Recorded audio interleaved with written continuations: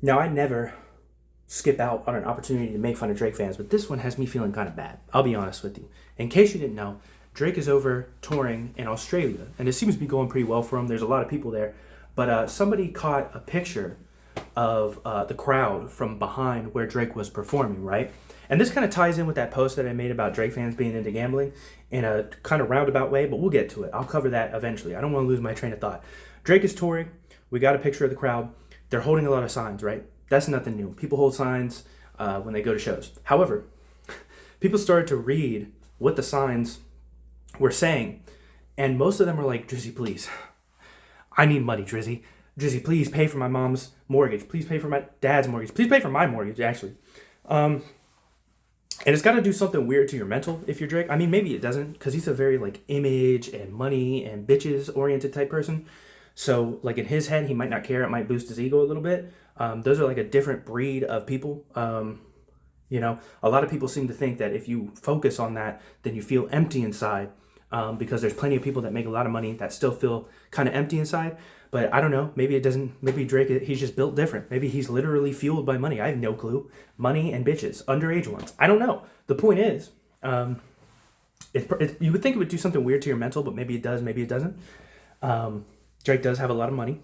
That being said, there were a couple that kind of irked me a little bit, for lack of a better word. There was one, I couldn't quite make it out, but it said something about the vet, and I just want to say this right now.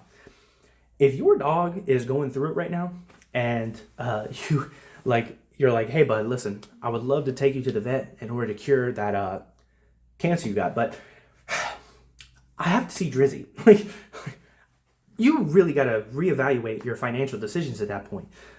It's not like you can't have fun. I feel like there's this disconnect with middle class people and like actually paycheck to paycheck poor people. Like, I grew up living in poverty. When I first moved out of my parents' house, I spent years in poverty to get to a point where I was no longer in poverty, okay? But I remember exactly what it was like. I would not want to go back, because this whole idea of like, oh, what? So, oh, if you're poor, you're not allowed to enjoy things. If you're poor and you're living paycheck to paycheck, trust me on this, you're not going to Drake shows.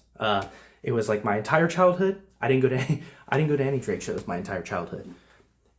But, I wasn't really a Drake fan, so maybe that kind of made sense. But let's just say I wasn't going to a lot of shows where the tickets were more than like $10. And even then, it was a stretch, okay? When you're living paycheck to paycheck, it's like bills. It's rent, power, sometimes maybe not even the power, and then groceries. And the groceries were the reason why you might not have made the power that week. But you needed the power to be able to put groceries in there. But then there were...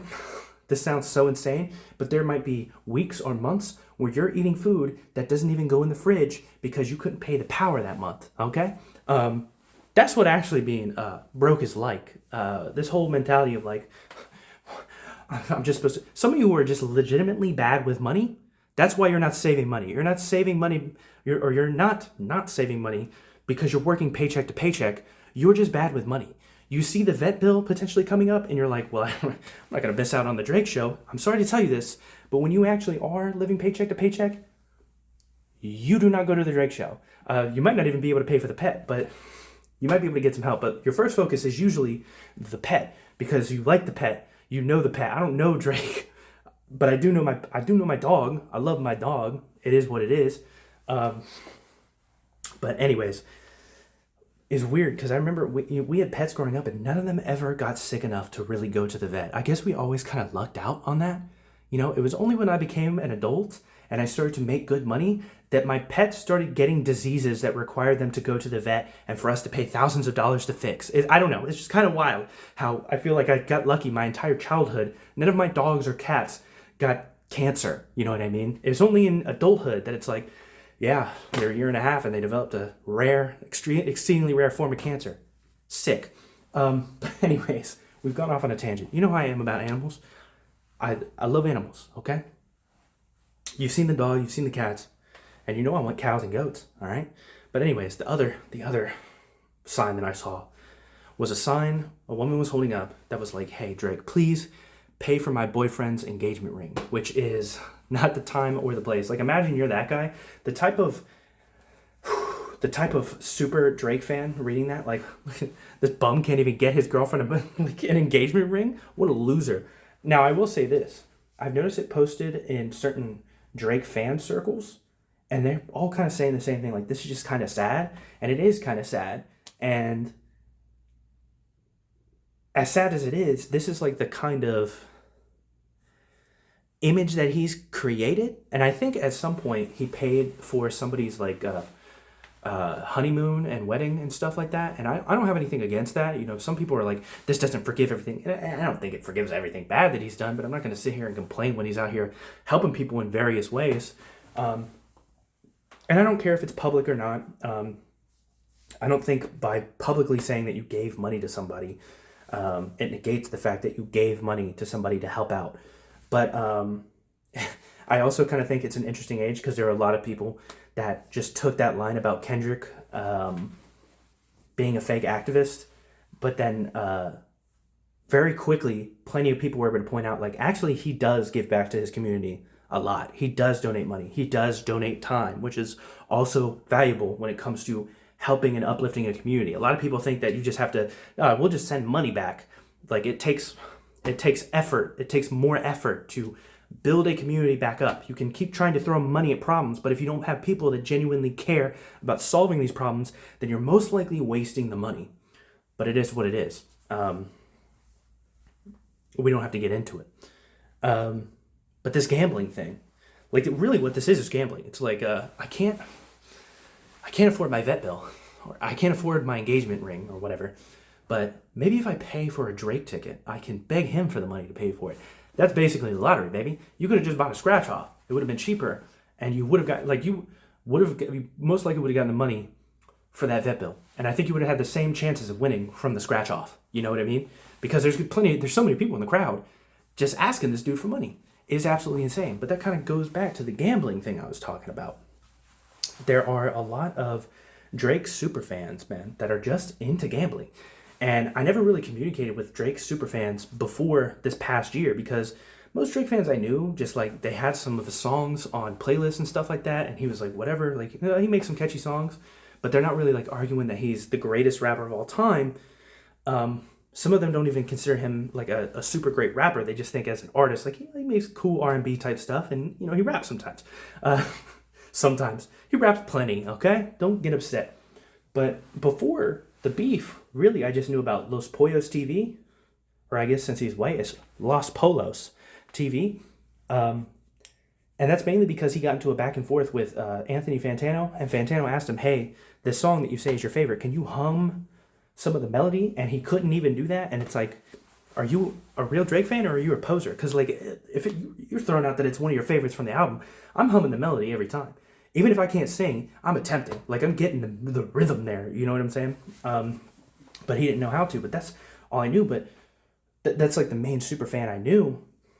But now I'm starting to come across like regular everyday super fans that aren't Twitch streamers or like influencers or stuff like that have money to gamble.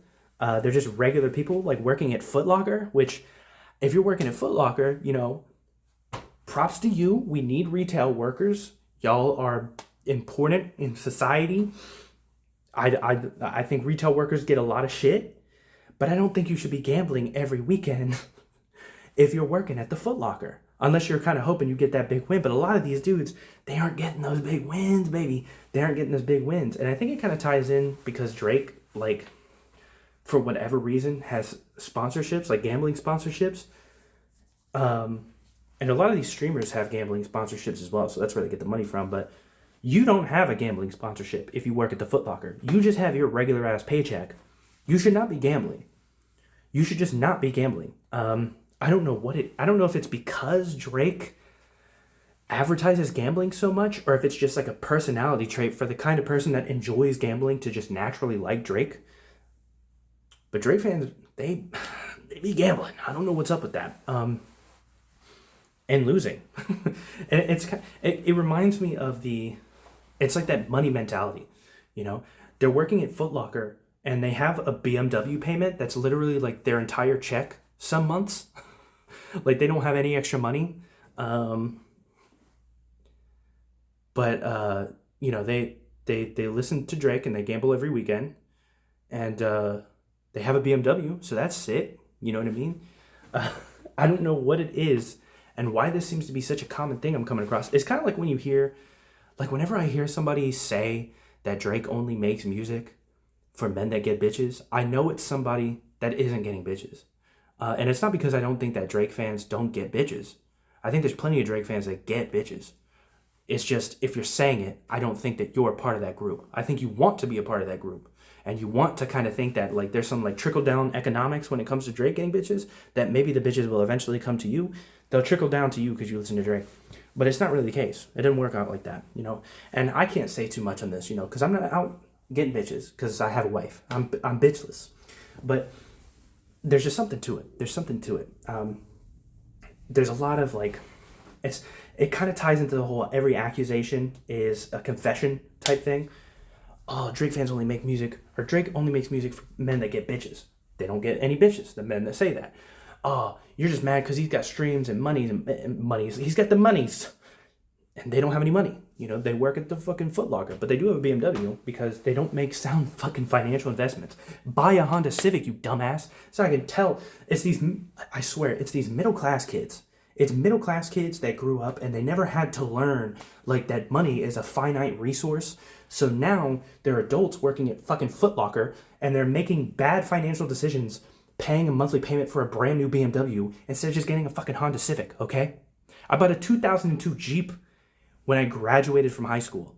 Like immediately, I got a full-time job, I got a Jeep, and I moved in with two other roommates because that's what I had to do. And it sucked ass. But eventually I got to a point where now I live with my wife and we make good money and we're happy in a home. Could always make more. But, you know, I'm not paying, like, my car payment is not more than the power bill. Although it probably will be eventually. I'm going to have to get a new car eventually.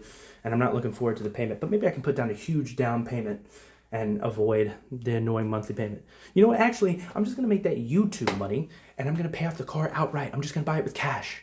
Because they love that. Dealers love when you walk in. I don't even want to negotiate. What's that say on the sticker? I'll buy that shit right now, cash. But who knows? Maybe I'll start to feel like Drake when I do that. The point is, Drake fans are bad with money.